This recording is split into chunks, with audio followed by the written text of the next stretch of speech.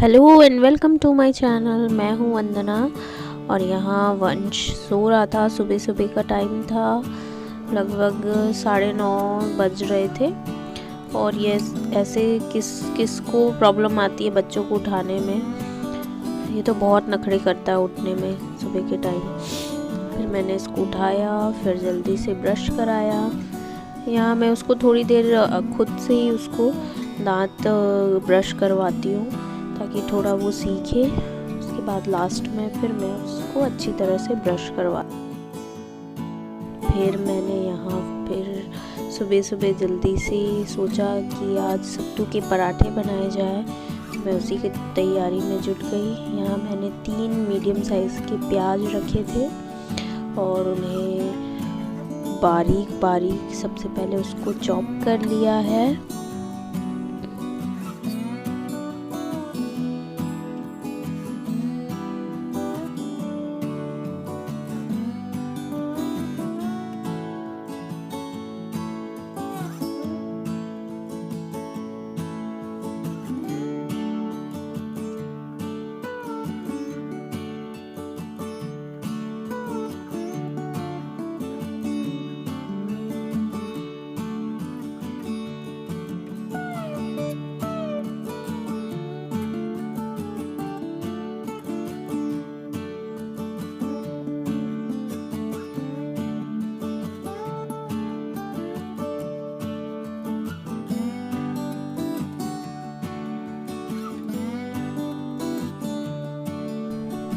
फिर इसको मैं बारीक चॉप करने के बाद इसमें थोड़ा सा नमक डालकर इसको किनारे रख दूंगी ताकि जो इसका जो प्याज का पानी है वो रिलीज़ हो जाए।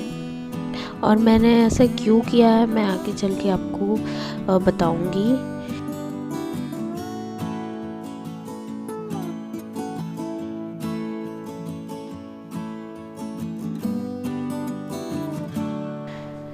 इसके बाद मैंने यहाँ पे लिया है 4 से 5 लहसुन की कलियाँ, 2 मिर्ची, क्योंकि चिली हमारे यहाँ कम खाई जाती है और वंश को भी मुझे खिलाना होता है तो मैं थोड़ा सा कम ही मिर्ची डालती हूँ। और थोड़ा सा हरा धनिया। इन सब को बारीक चॉप करना है आपको। और उसके बाद जो आपने प्याज रखा हुआ है काट कर नमक डालकर उसमें इसको डालकर मिक्स कर देना है।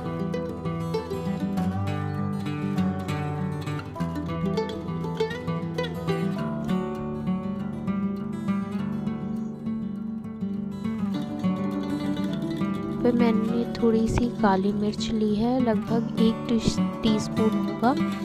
इसको इस तरह से मोर्टार पेशल में अच्छे से कूट लीजिएगा और हल्का दरदरा सा ही हमको इसे कूटना है, ज़्यादा बारीक नहीं करना है। और इस तरह उसको इसमें मिक्स कर देना है। और यहाँ पे मैंने एक मीडियम साइज़ का लेमन लिया है। इसे पूरा 1 लेमन पूरा नींबू का रस जो है इसमें डाल दीजिए। इससे जो है खट्टापन अच्छा आता है।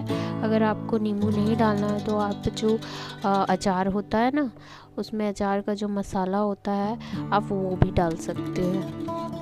बिहार और यूपी में तो इस तरह से ही डालकर बनाया जाता है। यहाँ बिल्कुल थोड़ा सा सरसों का तेल मैंने लिया है तो इससे टेस्ट काफ़ी अच्छा आ जाता है। मैंने वही डाला है। और लास्ट में आप जो है ये सत्तू ऐड कीजिए। सत्तू जो होता है वो भुने हुए चने का आटा होता है और ये काफ़ी हेल्दी होता है। इसमें बहुत ही प्रचुर मात्रा में प्रोटीन पाई जाती है। कई जगह तो इसका शरबत भी बनाया जाता है। गर्मियों में इसका शरबत पीना बहुत ही हेल्दी होता है। तो गर्मियों में वंश और मैं उसके पापा को दोनों को मैं ये शरबत बना के ज़रूर पिलाती हूँ उनको। इससे जो गर्मियों में लू लगने का जो रिस्क होता है वो बहुत कम हो जाता है और इससे पेट भी जो रहता है आपका ठंडा रहता है। तो गर्मियों में आप ज़रूर पिएं। और इस तरह से ये स्टफिंग को आप अच्छे से मिक्स कर लीजिए और इसमें इस तरह से थोड़ा सा मॉइस्चर वाला स्टफिंग होना चाहिए, बिल्कुल भरभरा सा नहीं होना चाहिए। तो प्याज में नमक डालने का मीनिंग यही था कि प्याज से जो पानी रिलीज़ हो तो वो मिक्स जो स्टफिंग है उसको मॉइस्चर दे अच्छे से, इसलिए मैंने प्याज में नमक डाल कर रखा था थोड़ी देर। और यहाँ पे आप इतने साइज़ का डो ले लीजिए और उसे एक पेड़े की तरह बना लीजिए। और इसे स्टफिंग को इसमें किस तरह से भरना है वो भी मैं आपको बताऊंगी, ताकि आपका जो पराठा है वो फटे नहीं।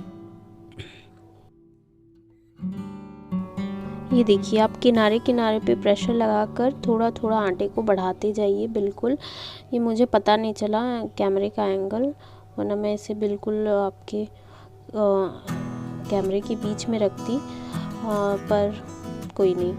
इस तरह से आप किनारे से आटे को बढ़ाते जाइए, बिल्कुल बीच में बिल्कुल प्रेशर नहीं देना है। बीच में जो आपका जो आटे का लेयर है वो मोटा होगा, और जो देखिए हमारा किनारा है वो कितना पतला होते जा रहा है। तो इस तरह से आप किनारे पे ही प्रेशर लगाकर आटे को बढ़ाते जाएंगे और एक कटोरी की तरह उसको फॉर्म कर लेना है।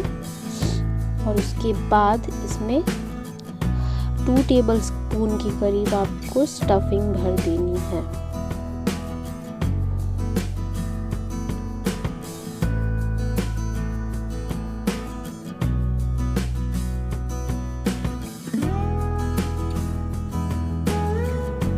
और इस तरह से थंब के हेल्प से स्टफिंग को अंदर दबाकर थोड़ा सा आटे को अगर आप बढ़ाना है तो और थोड़ा सा बढ़ा लीजिए, और बिल्कुल आराम से स्टफिंग को आटे के अंदर आपको लॉक कर देना है।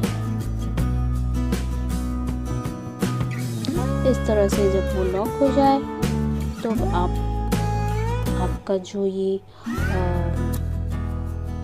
पराठे का जो पेड़ा है वो तैयार हो जाएगा। और आप इसको फिर जैसे आप आलू का पराठा बेलते हैं उसी तरह आप इसको भी बेल लें।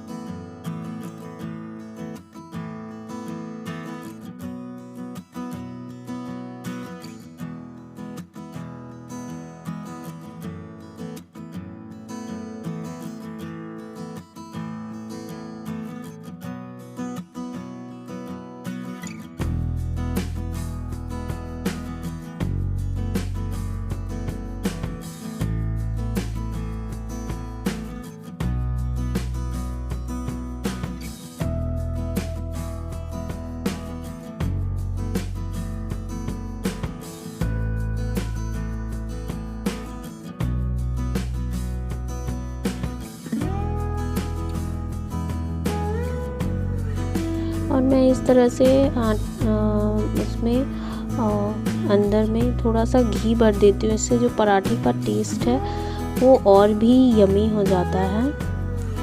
तो आप इस तरह से भी बना सकते हो।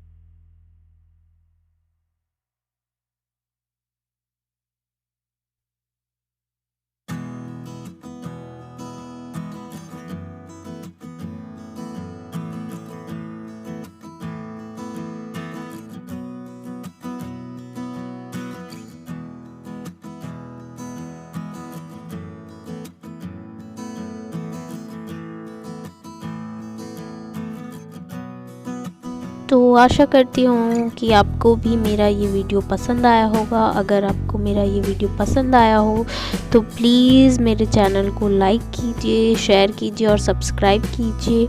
और मेरा चैनल बिल्कुल नया है अभी, तो मुझे आप सबके सपोर्ट की बहुत बहुत ज़रूरत है। तो प्लीज़ एक सब्सक्राइब तो ज़रूर कर दीजिएगा। तब तक के लिए थैंक यू, बाय बाय।